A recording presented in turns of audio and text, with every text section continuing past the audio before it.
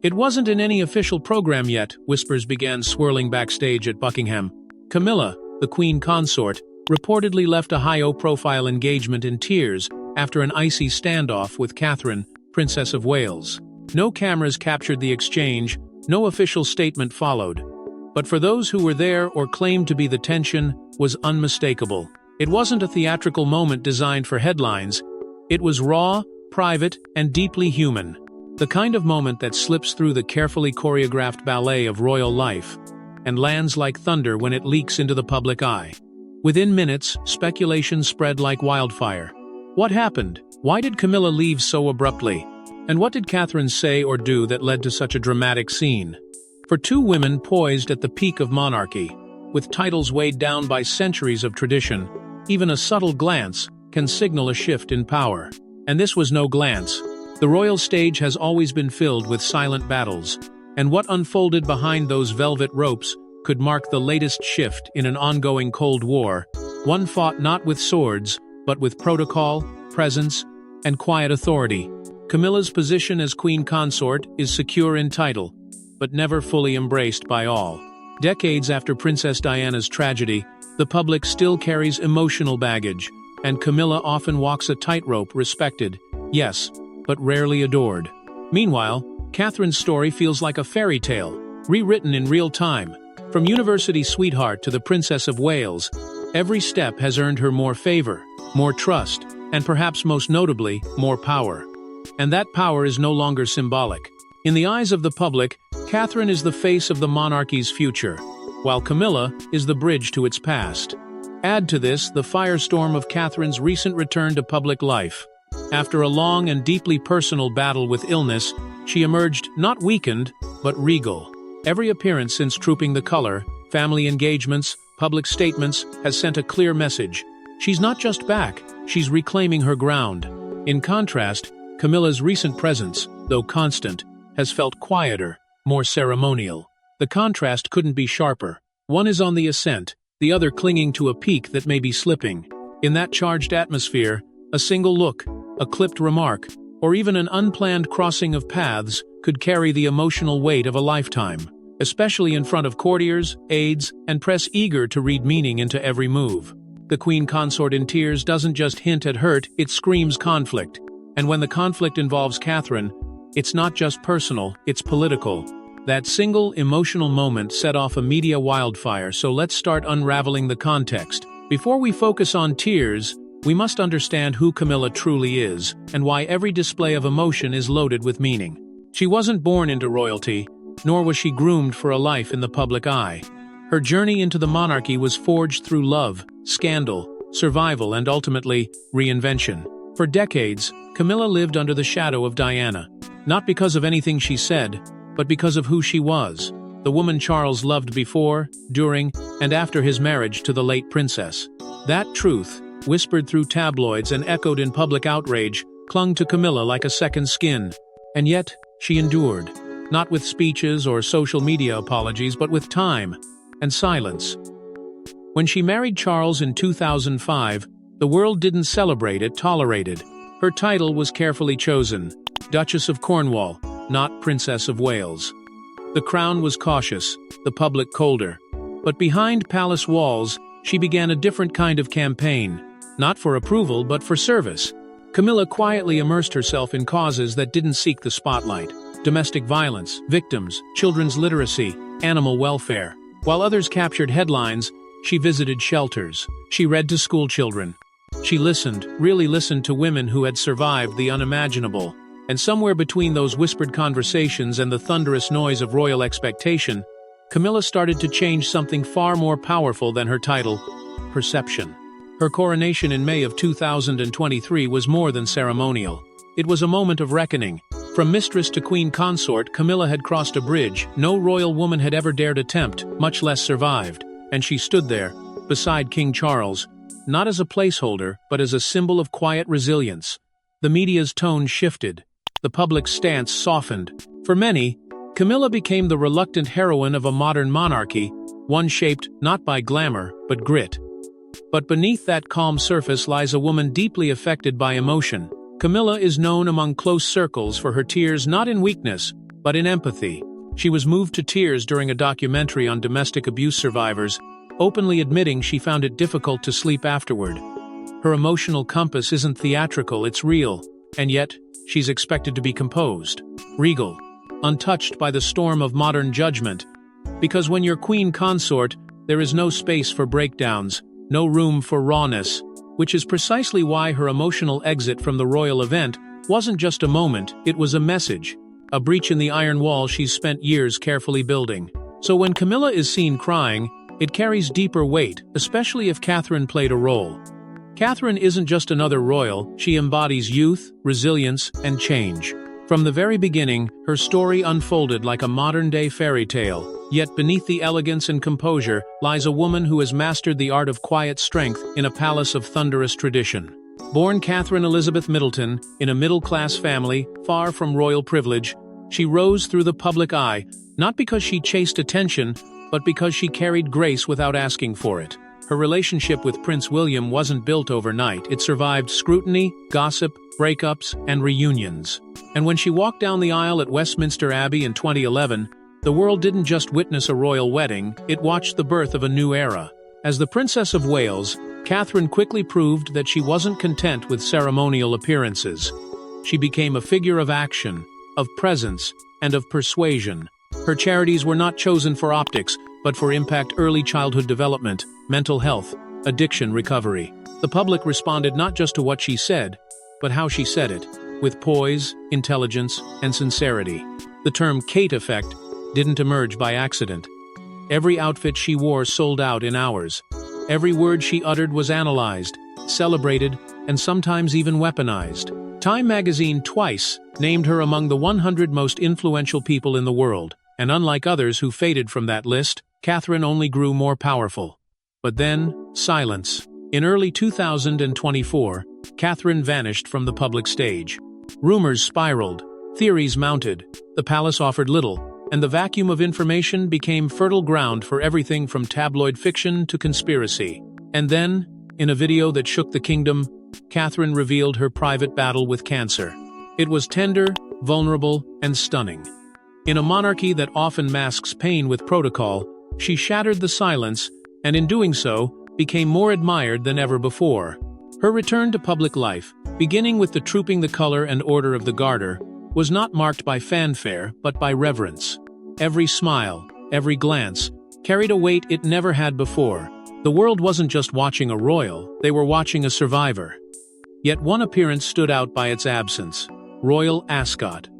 Her decision to stay away sparked questions. Was she protecting her health? Was it a strategic choice?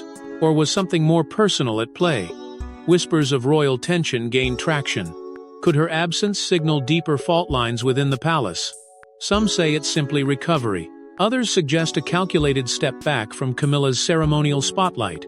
After all, two powerful women in one palace rarely walk the same corridor without brushing shoulders.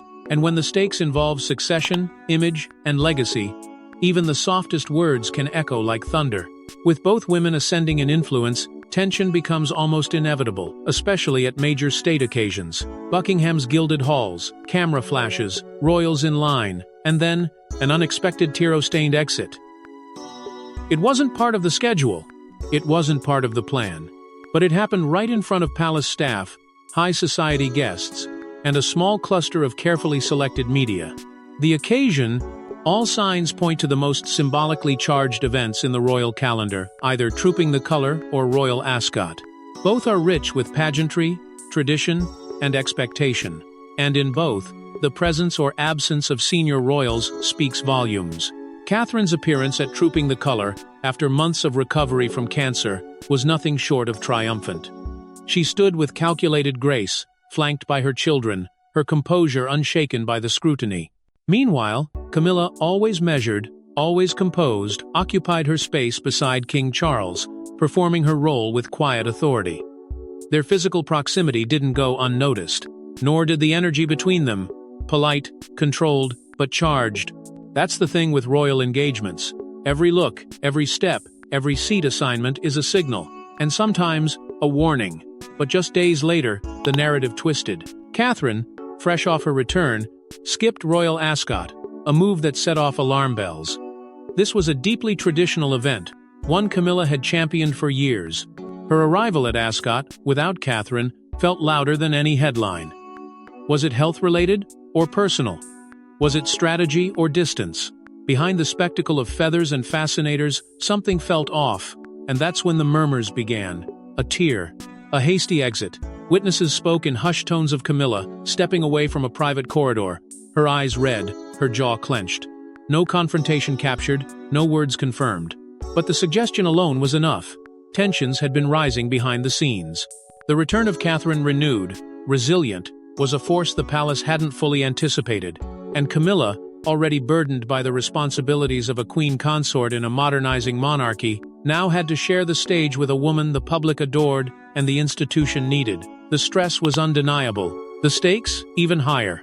In such moments, every interaction becomes magnified. A sidelong glance, a curt nod, a late arrival, all are interpreted through the lens of rivalry. And when two women with immense symbolic power are put under the same roof, the result isn't always harmony. Sometimes, it's combustion. A single exchange brief, intense, maybe even accidental, can shatter months of carefully crafted unity. But did the tears result from a confrontation of words or a clash of expectations? Now we approach the heart of the media storm. Did Catherine confront Camilla? And why did it end in tears? That question alone has ignited days of speculation, dominating headlines across social platforms, tabloid covers, and royal gossip forums alike. But beneath the frenzy lies an uncomfortable truth.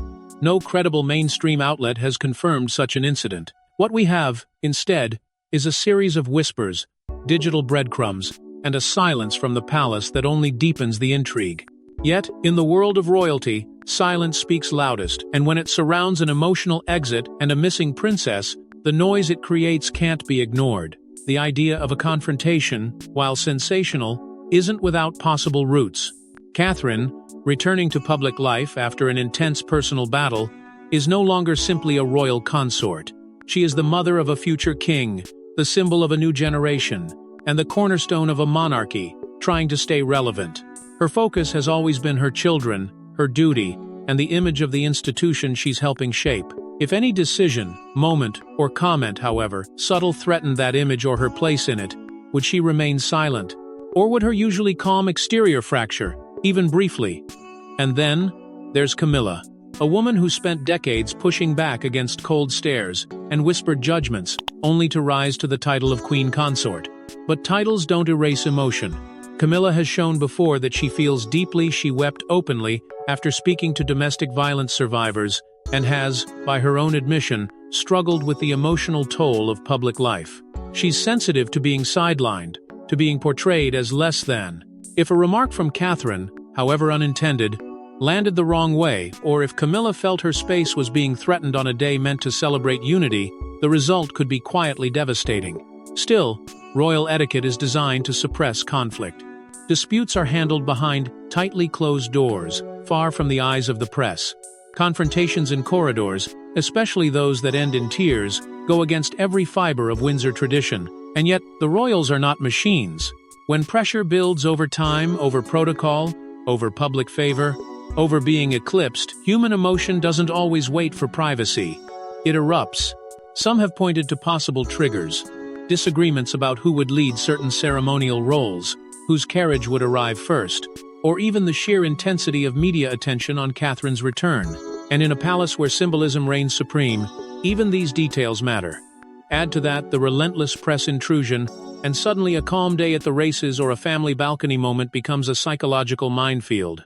Still, the most powerful weapon in all of this isn't confrontation, it's rumor. And when the palace refuses to confirm or deny, that vacuum fills with speculation, fast and unchecked. A tear, a glare, a missing smile. Each becomes a clue in a mystery no one officially acknowledges. And just like that, the line between reality and rumor disappears, and public opinion begins writing its own version of the story. Now, let's weigh the evidence against royal principles. What makes such a confrontation plausible, or not? In the royal world, public display of emotion is rare but not unheard of. The House of Windsor was built on restraint, carved from silence, and sealed in composure. Royals are trained from childhood to guard every expression, every blink, every breath, to weep openly, to stumble in front of the cameras, to react with anything less than perfect dignity. These are not simply slip-ups. They're breaches in the armor. In the monarchy, the institution comes first, always. Personal feelings are meant to be buried beneath duty, concealed behind carefully crafted smiles. And yet, history has shown that even the most polished crowns can tremble. Queen Elizabeth II, stoic as stone through war, loss, and scandal, was visibly shaken only a handful of times in her 70-year reign. But when Princess Diana died in 1997, and the world cried while the palace remained silent, the monarchy learned a painful lesson. Emotion, when withheld, can become a weapon. It was Diana who redefined vulnerability. Her tears, her pain, her televised confessionals, they shattered centuries of royal restraint, and they connected with people in a way protocol never could. She wasn't just a princess, she was human, flawed, honest, and unforgettable. Camilla, despite decades of controversy, eventually carved a path of her own, one built on quieter empathy. In one haunting moment during a domestic violence documentary, her voice cracked and tears welled in her eyes. She didn't blink them away, she didn't hide. That moment, though brief, revealed the depth of her emotional world. But it also reminded the public that she walks a tightrope. Tears from Camilla can be seen as genuine or as weakness, the same act, interpreted two ways. One rooted in compassion, the other in perceived fragility, and the court of public opinion decides which one wins. Then came Catherine. When she announced her cancer diagnosis, the world held its breath. And when her voice shook, when her eyes shimmered in that pre-recorded message, she didn't hide it either. But unlike Camilla, her emotion wasn't debated. It was celebrated. Strength in softness, grace in vulnerability. The Princess of Wales has become the monarchy's most beloved figure, not despite her emotion, but because of how carefully she reveals it. Now, with Camilla walking out in tears, if that's truly what happened, what does the world see? A wounded queen struggling under pressure? A symbol of sincerity breaking through the gold-plated exterior? Or a senior royal faltering in the shadow of a younger, rising star? The answers depend on who's watching. Inside the palace, courtiers cling to decorum. Outside, the press salivates over weakness. And the public? The public wants something real. A gesture. A signal. A crack in the crown that proves the person underneath still bleeds like them. But beyond tradition, there's a more human story at play, orchestrated roles colliding with real emotions. What if these tears weren't a breakdown but a breakthrough? What if, in a moment overshadowed by speculation and spin, we missed the simplest truth of all, that two women under unimaginable pressure finally let the mask slip, even if only for a second. For all the grandeur of the crown, the motorcades, and the silken gloves, what's often forgotten is that royalty doesn't make you immune to pain. Camilla, though rarely seen as fragile, has carried her own burdens. In early 2023, a chest infection kept her sidelined, quietly battling fatigue while maintaining a grueling public schedule. There was no announcement, no pity, just expectation. Show up, smile, don't complain. And Catherine, the world's beloved princess, bore her private war with cancer away from cameras. She emerged only when the silence became too loud. Her confession wasn't choreographed for pity, it was a necessary truth. She owed it to her children, to the public, and most of all, to herself. And when her voice trembled, it wasn't weakness, it was courage made visible. Yet beneath that bravery still lies exhaustion, the kind that doesn't just drain your body, but your spirit. These women, so often painted as opposites, are, in many ways, mirrors. Catherine, the devoted mother who shaped her public image around parenting, nurturing, and forward-looking reform. Camilla, the seasoned consort, whose passion for children's literacy and domestic violence support has been overshadowed by royal intrigue. One cradles her legacy in the faces of her children, the other in the pages of advocacy and quiet service. But both are navigating the same unforgiving terrain, expected to lead, but never stumble. Expected to feel, but never falter. Every public appearance becomes a battlefield, not of war, but of image, legacy, loyalty. And behind the surface of glamour are women trying to stay upright under the weight of a global spotlight. The emotion at that royal event may not have come from confrontation, it may have come from compassion. Perhaps Catherine, fresh from her own trauma, said something too honest. Or perhaps Camilla, drained by years of scrutiny and sacrifice, simply couldn't hold it in anymore. In a world where empathy is seen as a flaw, a single tear becomes a statement, What if those tears didn't divide them, but connected them? What if, for a fleeting moment, two women bound by duty, motherhood, and monarchy saw in each other a reflection of everything they've given up for the crown? And what if the world, so eager to cast them as rivals, missed the real story of humanity breaking through protocol? And what does all this mean for the future of a modernizing monarchy? This isn't just a rumor, it's a signpost for where the monarchy is headed. Because in this new royal age, where emotional expression is no longer a sin but a signal, every tear and tremble carries consequences far beyond the palace walls. The monarchy stands at a crossroads. Reveal too little, and it risks fading into irrelevance. Reveal too much, and it shatters the illusion of untouchable majesty. The old ways depended on distance, but the world today demands connection, authenticity, humanity, and the question now is whether the crown can evolve without losing its identity. Catherine and Camilla represent two very different futures. One is the face of continuity, the partner to the future king, a modern royal mother, a symbol of compassion and steady influence. The other is the bridge between the past and present, the Queen Consort, who steadied a throne shaken by scandal and silence. If these two roles align, the monarchy gains an unshakable foundation. But if they drift, if even a hint of rivalry seeps through, that crack could widen into something far more dangerous: public doubt. And in a monarchy built on image, doubt is a slow poison. The public sees both women through very different lenses. Camilla's redemption arc is respected, even admired, but it has its ceiling. Catherine, meanwhile, continues to rise in both sympathy and admiration.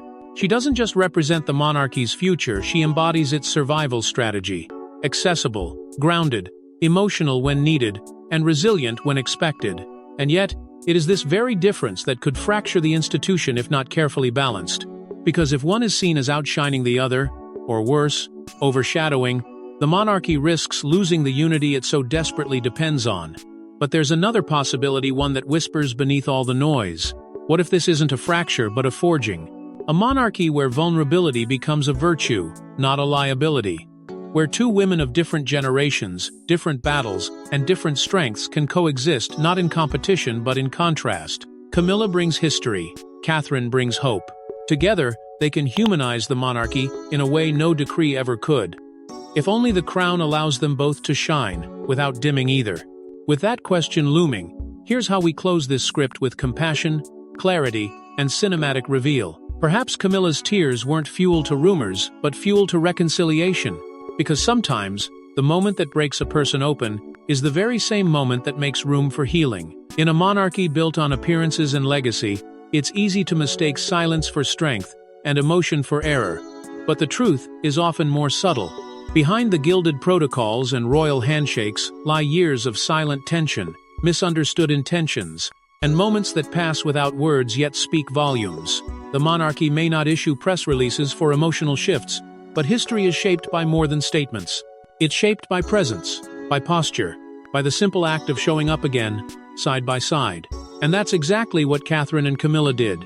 In the days following the rumored confrontation, the two appeared together, measured, composed, perhaps even more united than before. They stood shoulder to shoulder at post-Ascot engagements, offering no outward sign of discord. But if you looked closely, you could see something else. Not pretense, but quiet peace. The kind that can only exist when two people, even amidst the noise, choose to turn toward each other instead of away. This is where the modern monarchy must now live, in the balance between tradition and transparency, between ceremony and sincerity. The public no longer wants polished performances. They want real people in royal roles. And when two women, each with their own battles, meet in the middle of pressure, pain, and public gaze, they don't just represent a family, they represent a kingdom learning to feel again. Thanks for watching. Don't forget to like and subscribe, and we will see you in the next one.